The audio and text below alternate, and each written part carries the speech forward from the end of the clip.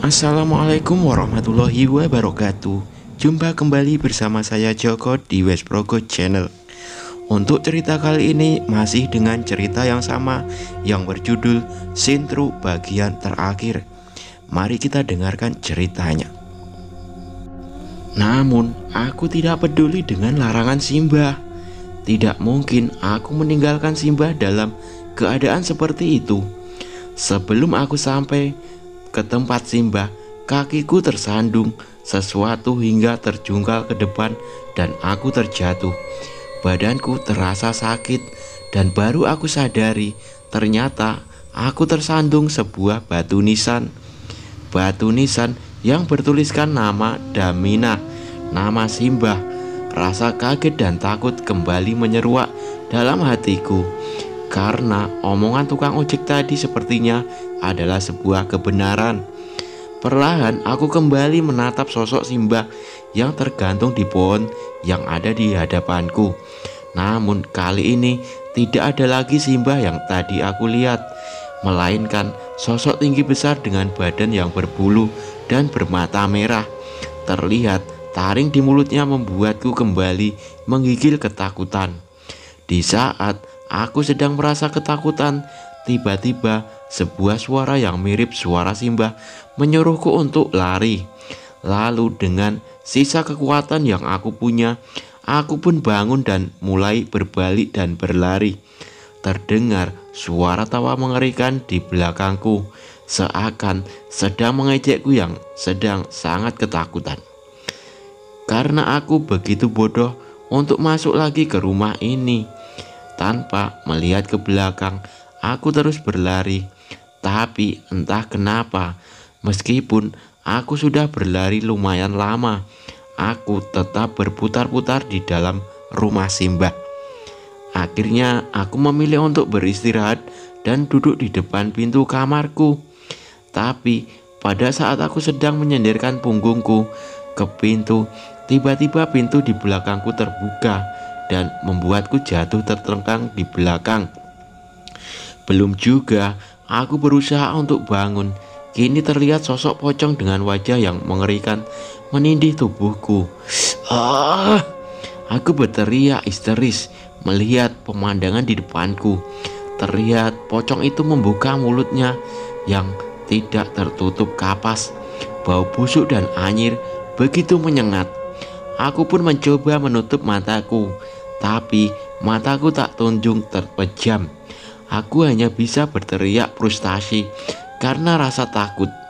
Pada saat mulutku terbuka karena berteriak, lendir yang berwarna kemerahan dari mulut pocong di atasku menetes masuk ke dalam mulutku, membuatku tersedak dan hampir muntah. Namun tiba-tiba setelah terbatuk-batuk hebat, tubuhku terasa ringan. Ternyata sekarang pocong itu sudah tidak ada di atas tubuhku lagi. Akan tetapi aku bertambah heran saat melihat sekelilingku. Aku bukan lagi di rumah Simbah, tapi aku berada di rumah ibu mertuaku. Aku mencoba bangun dan berdiri, melihat lebih seksama yang ada di sekitarku. Ternyata benar, aku sedang berada di rumah mertuaku. Sebenarnya apa yang terjadi? Kenapa tiba-tiba aku sudah berpindah tempat? Pada saat aku sedang kebingungan, sayup-sayup terdengar suara ibu mertuaku sedang berbicara. Aku pun menghampiri arah suara ibu mertuaku yang ada di sebuah ruangan. Di sana terlihat ibu mertuaku sedang berbincang dengan wajah serius. Di depannya duduk Mbak Dian, kakak iparku, dan juga Silvi, adik iparku. Mama serius untuk menumbalkan Arsha? Pertanyaan Mahdian membuatku terperangah. Arsha, cucu laki-laki mama satu-satunya. Apa mama akan menumbalkannya? Sekarang giliran Sylvie yang bertanya pada ibu mertuaku. Sebelum ibu mertuaku menjawab, aku menderap ke arah mereka. Aku akan meminta penjelasan mereka tentang Arsa yang akan dijadikan tumbal dan bertanya di mana keberadaan anakku sekarang. Mama, aku memanggil ibu mertuaku dengan nada tinggi karena gejolak emosi. Tapi ibu mertuaku seakan tidak mendengar panggilanku. Kalian tidak perlu khawatir. Bukan Arsa yang mama tumbalkan, tapi Nina. Kata-kata ibu mertuaku membuatku menganga. Aku tidak menyangka ibu mertuaku yang tampak penuh kasih ternyata punya pikiran sejahat itu. Aku benar-benar terkejut mengetahui keluarga Mas Doni melakukan pesugihan hingga harus menyediakan tumbal. Demi apapun, aku tidak akan rela dijadikan tumbal. Sudah beberapa kali aku memanggil ibu mertuaku, tapi beliau tidak menjawabnya, seakan aku sedang tidak berada di sana sebenarnya. Tiba-tiba sebuah suara menggelegar mengagetkanku yang aku kaget refleks menutup wajahku. Pada saat itu, aku kembali membuka tangan yang menutupi wajahku. Terlihat tembok usang yang penuh dengan debu dan sarang laba-laba. Aku kembali ke rumah Simbah lagi. Entahlah, aku benar-benar tidak mengerti dengan semua ini. Bagaimana bisa aku berpindah tempat secepat itu? Apa aku hanya berhalusinasi? Pada saat aku sedang berpikir, tiba-tiba terdengar suara gedoran pintu dengan suara yang memanggil namaku. Suara Mas Doni. Nina, buka pintunya. Aku berlari ke arah pintu, mencoba membukanya. Tapi sekeras apapun mencoba, pintu itu tetap saja tidak bisa terbuka. Mas, aku di dalam.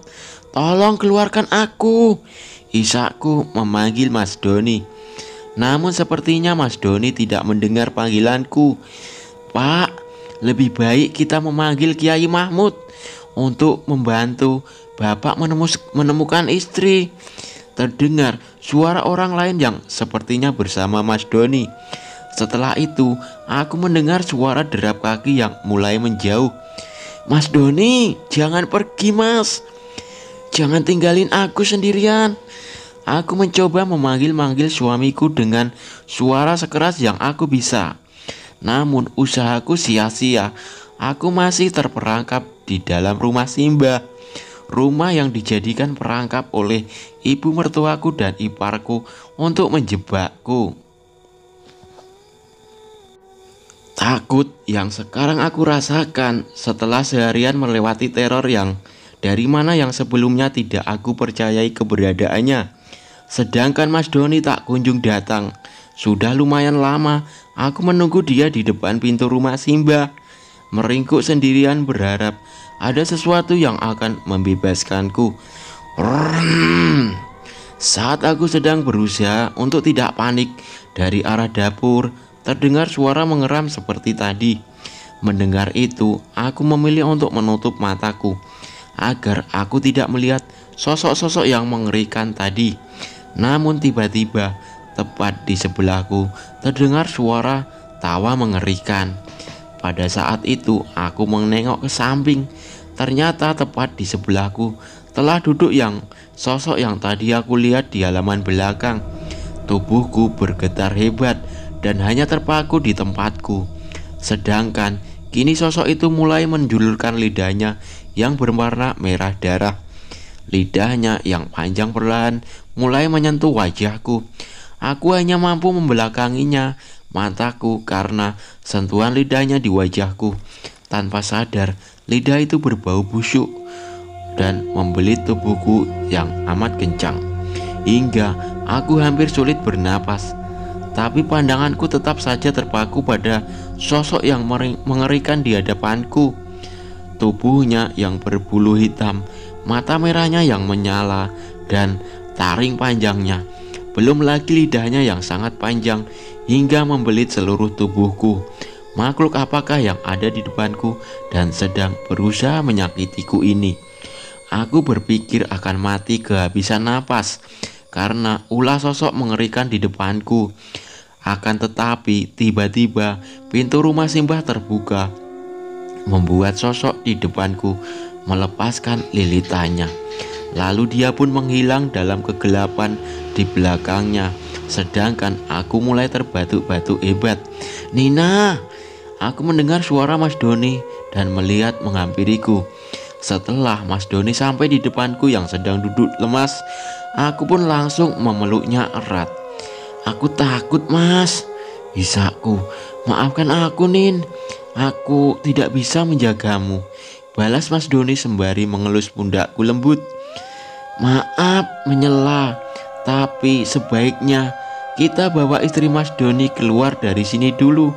Tampak seorang pria dengan memakai baju putih dengan sorban di kepalanya memperingatkan Mas Doni.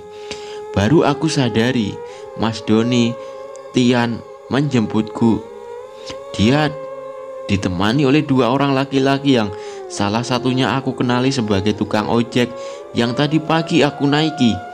Aku dipapa oleh Mas Doni yang masih memakai baju kerjanya untuk keluar dari rumah Simbah. Arsa di mana?" teriakku panik. "Arsa sama Mama, Nin. Kamu jangan khawatir," jawab Mas Doni. Sesaat aku berhenti tepat di depan pintu rumah Simbah. "Kenapa kamu titipkan Arsa pada ibumu, Mas?" "Memangnya kenapa?" tanya Mas Doni dengan wajah heran. "Ibumu melakukan pesugihan dan dia menjadikan aku tumbalnya sekarang," ucapku dengan nada tinggi. Aku tak bisa melihat air muka Mas Doni yang kaget. Begitu juga dengan dua orang yang ada di samping Mas Doni. Jadi itu alasan rumah ini tidak pernah lagi ditinggali meskipun kondisinya masih sangat layak. Laki-laki bersorban itu menanggapi kata-kataku. Tidak mungkin Mama melakukan itu," sangkal Mas Doni. "Simbah juga jadi korban, Mas. Yang tinggal bersama kita selama ini bukanlah Simbah, tapi sosok yang mengerikan yang menyerupai Simbah. Aku tahu Simbah sudah meninggal tidak wajar, bukan menjadi tumbal sepertiku, tapi karena dibunuh oleh ibunya Mas Doni, menantunya sendiri, karena Simbah berusaha menghentikan pesugihan yang dilakukan oleh mertuanya itu. Tapi saat aku ada di halaman belakang, sosok Simbah yang sebenarnya telah menemuiku. Simbah dengan kondisi normal, tanpa wajah dan suara mengerikan. Entah kenapa mengingat Simbah, aku jadi ingin menangis karena beliau harus menerima kematian yang tidak adil dari menantunya sendiri. Aku berusaha meyakinkan suamiku meski aku lihat keraguan-raguan di matanya. "Kamu harus mempercayai aku, Mas. Aku tidak akan berbohong padamu," ucapku sembari masih berpegangan pada tangan Mas Doni. Akan tetapi Mas Doni hanya bergeming. Mungkin dia tidak percaya padaku. "Lebih baik kita pergi dulu dari sini," ujar Mas Doni tanpa melihatku. Namun belum juga aku melangkah, tiba-tiba tubuhku terasa ditarik ke belakang. Aku yang kaget berusaha berpegangan pada Mas Doni dengan kencang. "Nina!" Tukang ojek yang masih memakai jaket merahnya itu juga ikut memegangiku. Sedangkan laki-laki yang bersorban tampak sedang berdoa sembari memegang tasbihnya. "Mas, jangan lepasin aku," ucapku sembari menangis. "Pegang, jangan sampai dilepas," perintah laki-laki yang bersorban itu. "Pak Kiai, kekuatannya sangat kuat," ungkap si tukang ojek dengan memegangi tanganku satu-satunya. Aku tidak tahu lagi mereka berbicara apa, karena badanku terasa sangat sakit, seperti ada sesuatu yang tak kasat mata sedang menarikku. Meskipun begitu, aku berusaha keras untuk terus memegangi tangan Mas Doni dan tangan tukang ojek.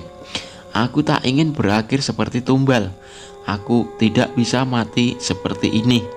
Sesaat, aku melihat laki-laki yang bersorban yang ternyata adalah seorang kiai itu. Sepertinya beliau sedang serius berdoa. Tapi tiba-tiba Pak Kiai itu terbatuk-batuk dengan mengeluarkan darah segar. Celaka, perintahnya dengan suara terbata-bata. Pada saat aku sudah hampir tidak bisa bertahan, akhirnya sesuatu yang menarik tubuhku pun menghilang, digantikan dengan suara pintu dan jendela yang menutup dengan keras. Bukan hanya itu, terdengar suara erangan yang mengerikan dari arah dalam rumah, erangan yang penuh dengan kemarahan. Akhirnya aku benar-benar mulai meninggalkan rumah Simbah. Sesaat saat aku menatap ke belakang melihat rumah Simbah, terlihat di sana Simbah dan 3 anak kecil yang aku temui tadi berdiri melambai ke arahku. Bukan hanya itu, pocong yang mengerikan pun seakan sedang menatapku. Tanpa sadar aku melepaskan pegangan Mas Doni, dan pada saat itu aku kembali menatap ke depan untuk menghampiri mobil Mas Doni. Tanpa sengaja aku tersandung sesuatu. Aku pun terjungkal ke depan. "Lin!" teriak Mas Doni. Aku pikir aku hanya tersandung seperti saat tadi di halaman belakang rumah Simbah dan bisa bangun kembali. Tapi rasanya badanku terasa nyeri dan perih. Sesaat aku menatap Mas Doni yang sekarang sedang menghambur ke arahku. Wajahnya terlihat sangat begitu panik. Pada saat Mas Doni menyentuh tubuhku yang masih tengkurap, aku merasa begitu kesakitan hingga memuntahkan darah segar. Aku tidak tahu apa yang sedang terjadi dengan tubuhku. Belakangan aku tahu bahwa aku terjatuh. Aku menimpa bambu yang ujungnya runcing, hingga bambu itu menusuk perutku hingga menembus ke punggung. Aku pun hanya bisa mengingat hal-hal bahagia yang aku lalui bersama Mas Doni, aku dan Arsa. Malam ini aku duduk sendirian ditemani oleh sunyi dan dinginnya malam. Terdengar suara lolongan anjing malam membuat malamku terasa mencekam. Mencekam untuk mereka, tidak untukku. Karena sekarang aku bagian dari sesuatu yang dulu begitu aku takuti. Ku tatap rumah Simbah yang masih tetap sama, kotor dan berdebu. Tapi sekarang rumah itu adalah tempat tinggal. Entah sampai kapan aku harus berada di sini. Lalu pandanganku tertuju pada jendela besar yang kini terbuka lebar. Di sana terlihat mertuaku dan 2 iparku yang tampak menyedihkan. Terlihat tali tambang di leher mereka yang kini tampak patah, membuat kepala mereka teleng ke samping. Aku tertawa melihat ini semua. Dendamku terbalaskan. Setidaknya mereka juga berakhir sama sepertiku.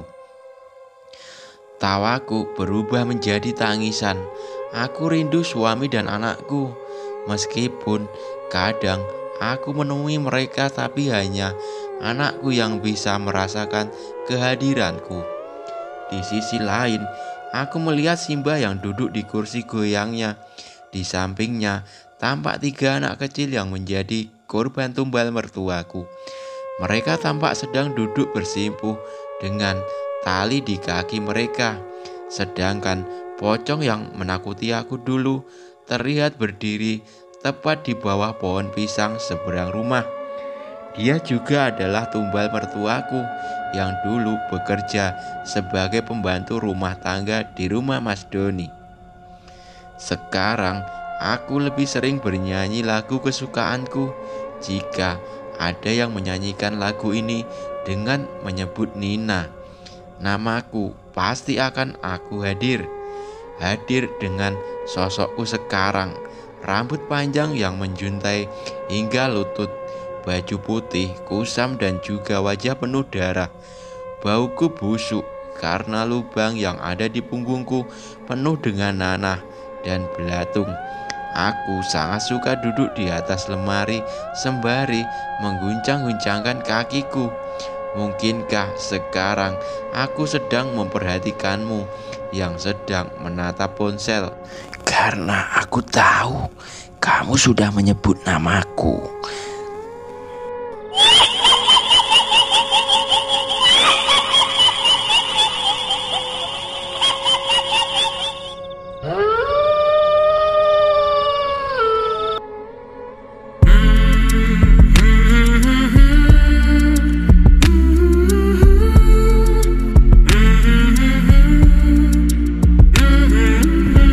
Oke, sampai di sini dulu cerita dari saya. Apabila ada kesalahan saya mohon maaf. Jangan lupa subscribe, like, share, komen, dan nantikan cerita-cerita baru dari kami. Wassalamualaikum warahmatullahi wabarakatuh.